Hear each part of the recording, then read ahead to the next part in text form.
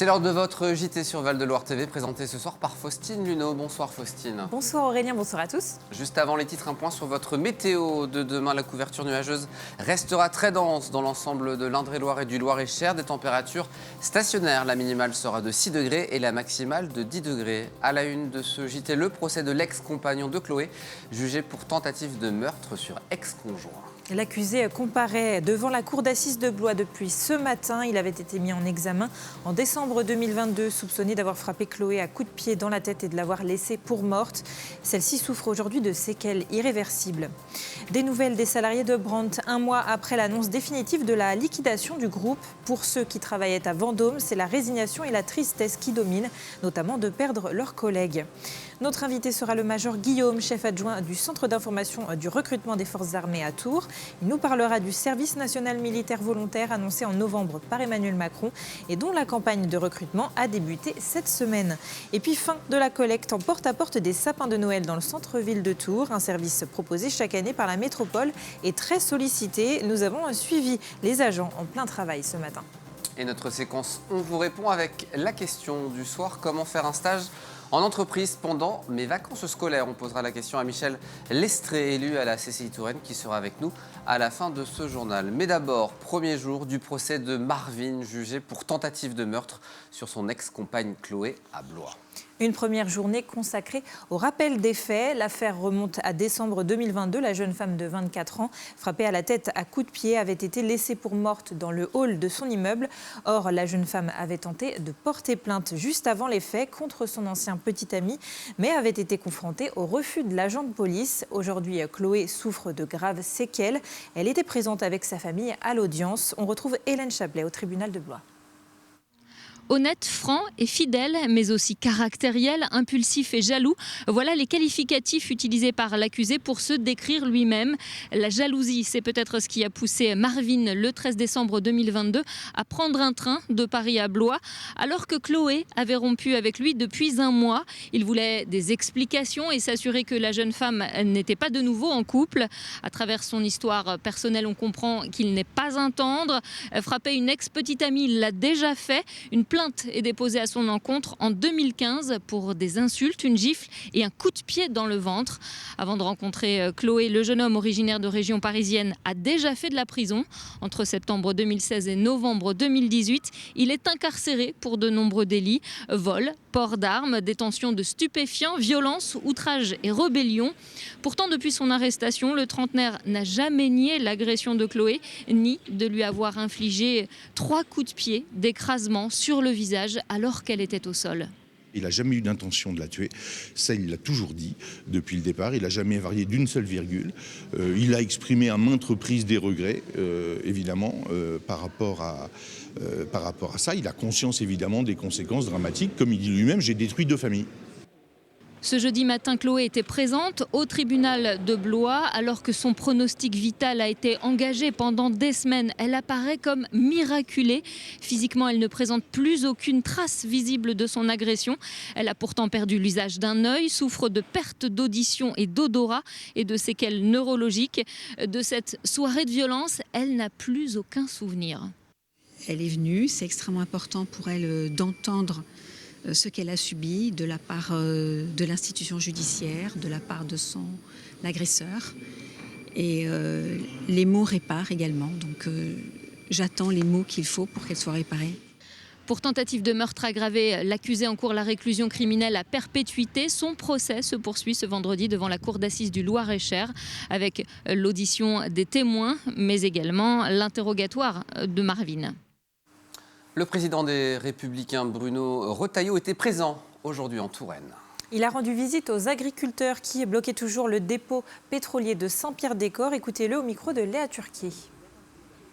Je comprends, moi, les agriculteurs, leur détresse. Je suis un rural. On a massacré notre agriculture. Je vais vous dire comment.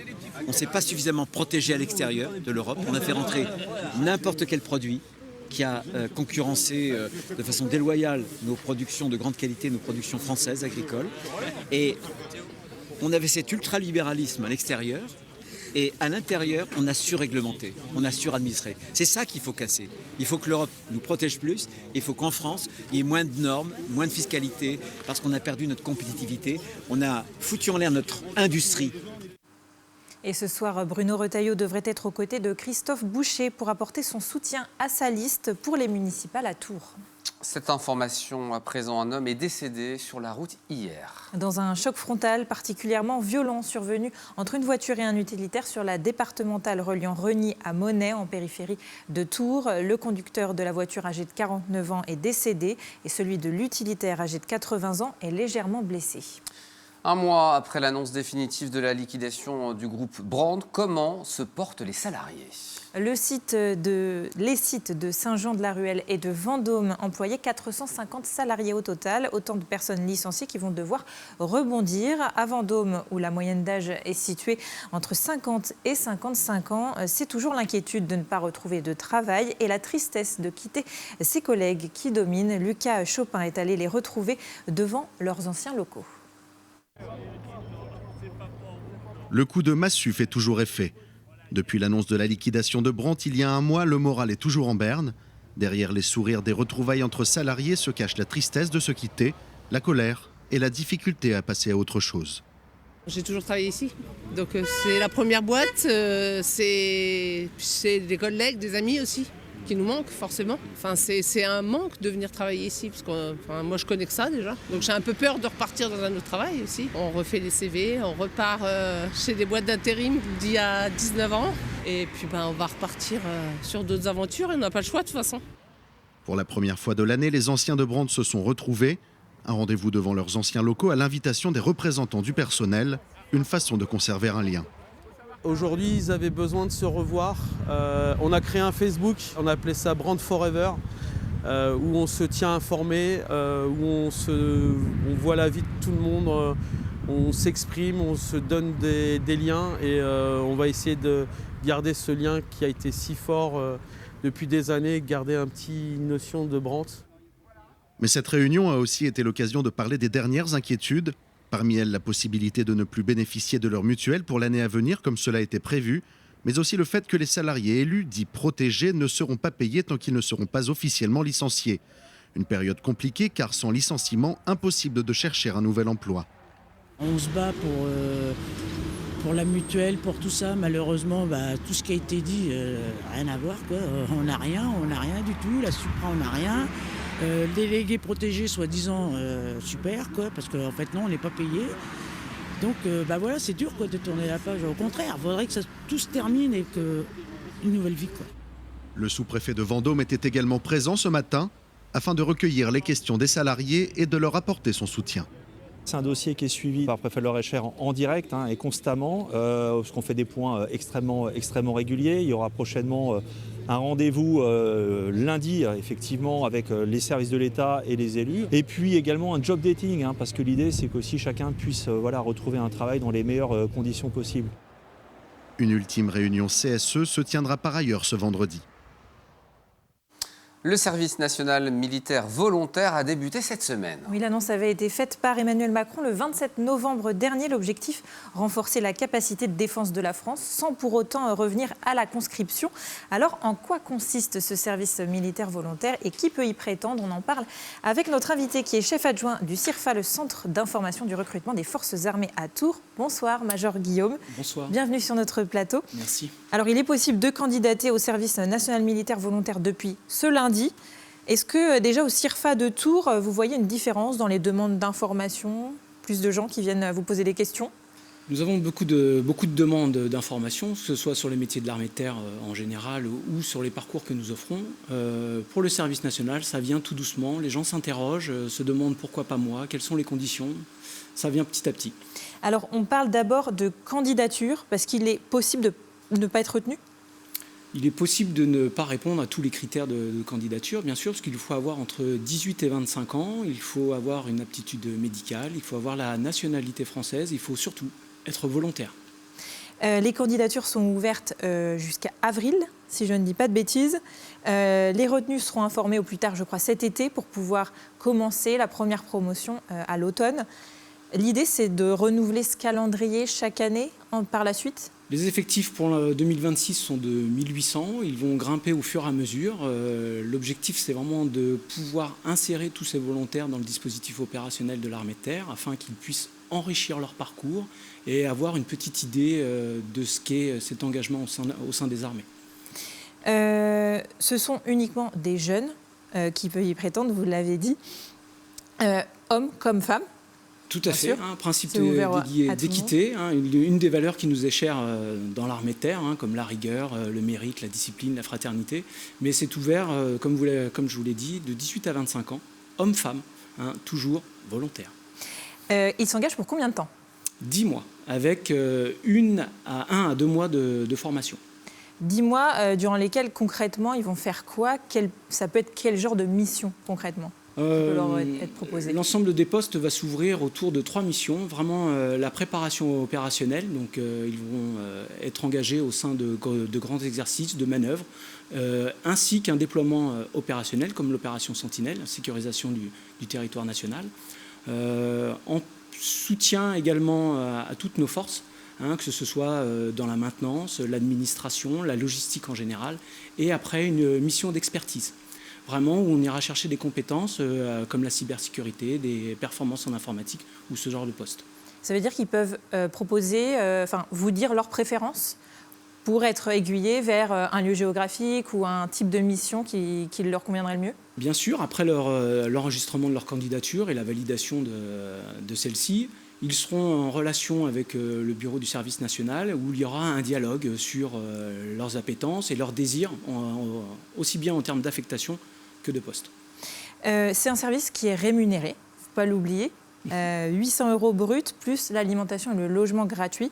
Donc c'est possible, quels que soient ses moyens, de faire le service militaire. Est-ce que certains pourraient être affectés à Tours ? Il y aura des postes sur Tours. Après, le propre du militaire, c'est d'être un petit peu mobile, d'intervenir partout sur tout le territoire. Donc il y aura des postes sur l'ensemble du territoire national. Il y aura des postes ouverts sur Tours. Ils pourraient être amenés à l'étranger, par exemple ? Non. Leur première fonction, ce sera bien de servir sur le territoire national.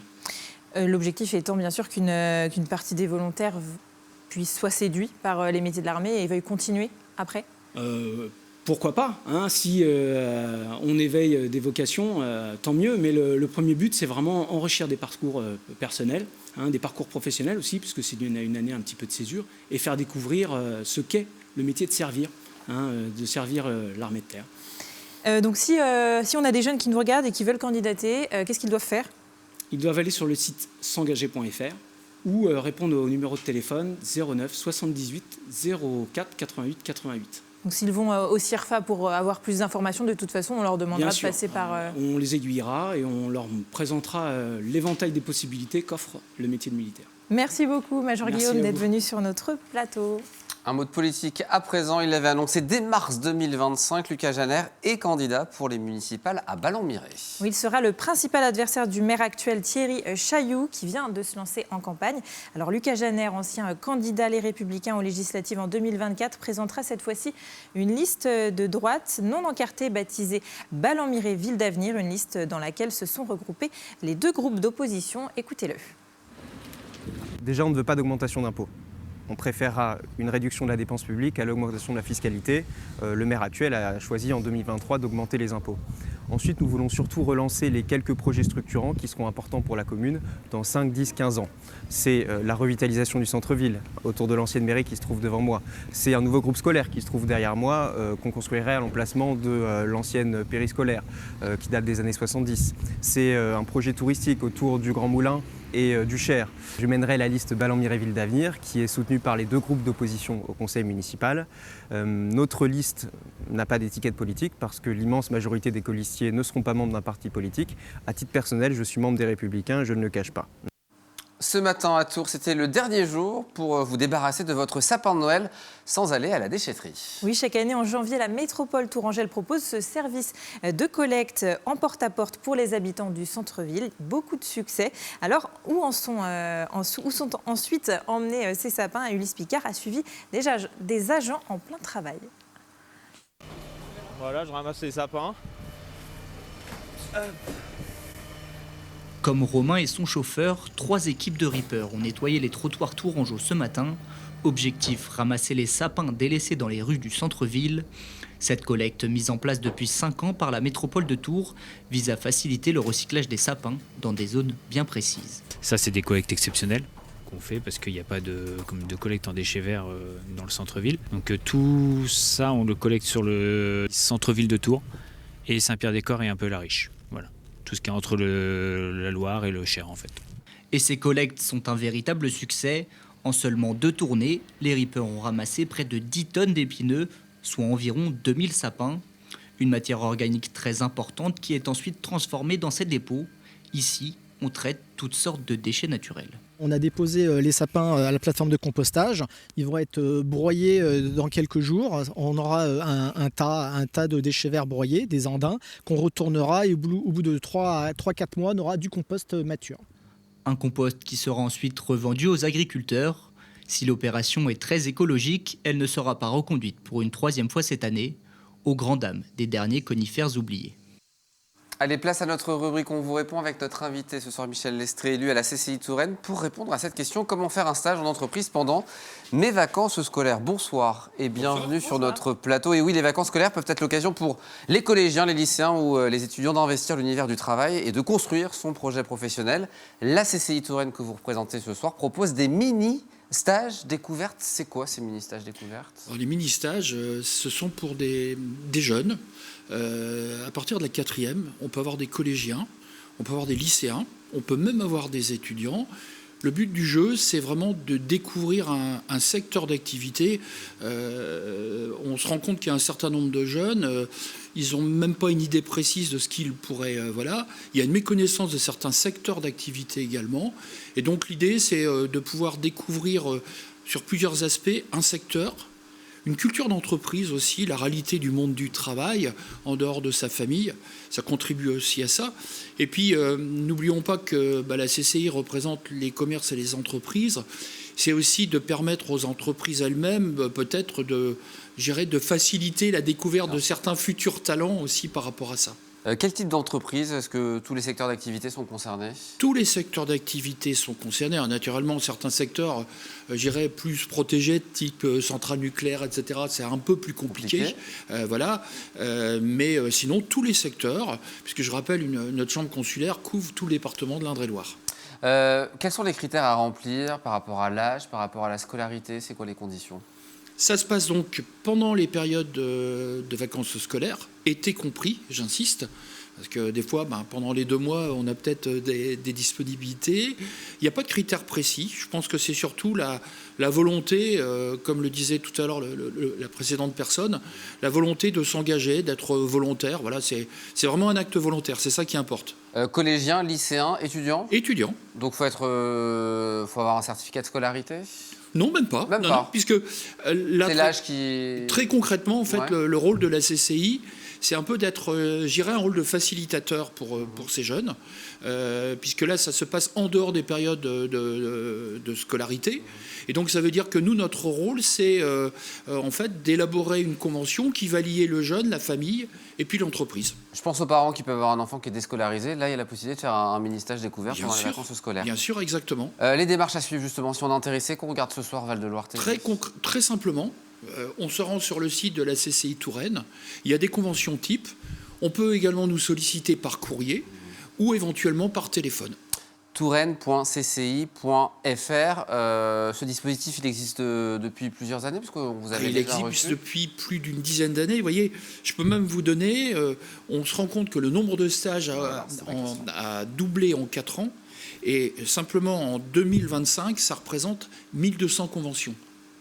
C'est important d'en parler. Si vous êtes intéressé, c'est mini-stage de découverte, touraine.cci.fr pour toutes les informations. Merci beaucoup Michel Lestré d'être venu sur notre plateau ce soir. Avant de se quitter, rappel du principal titre, le début à Blois du procès pour tentative de féminicide de Malvine. Oui, il est accusé d'avoir frappé à la tête son ex-petite amie Chloé et de l'avoir laissée pour morte en décembre 2022. Celle-ci souffre aujourd'hui de graves séquelles, de la vue et de l'audition notamment.